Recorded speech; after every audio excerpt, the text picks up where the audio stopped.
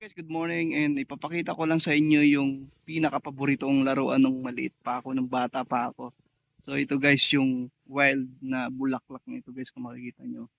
Ang ganda ng bulaklak nyo. Alam nyo kung bakit gustong gusto kong laruan to guys? Alam nyo ba na ito, nakakalika siya ng tunog. Alam nyo yung rainmaker, parang ganun siya. Ito ipaparinig ko sa inyo guys. Ito siya. Pag tuyo na siya guys, ayan. Meron siyang tunog. So pag marami, malakas din tunog niya guys. Tsaka ang ganda ng bulaklak. So ito guys, papakita natin.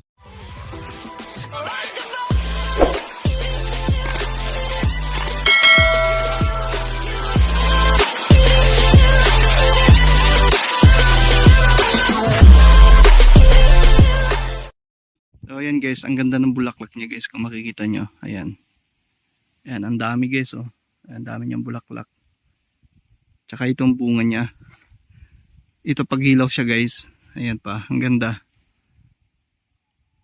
Ayan ang ilaw. Pero pag tuyo na guys, ito na siya. Ayan, nakakalika na siya ng tunog.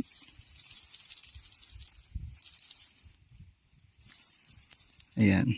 So, nakakatuwa lang guys na nakita ko, na daanan ko. Namimiss ko lang yung kabataan ko.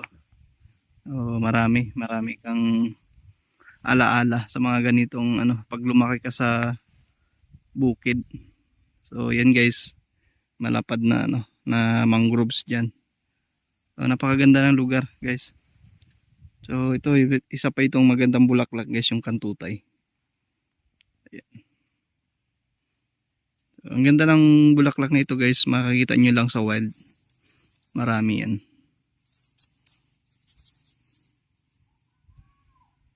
So yun guys, thank you so much sa panoorin nyo aking mga content. Bye bye.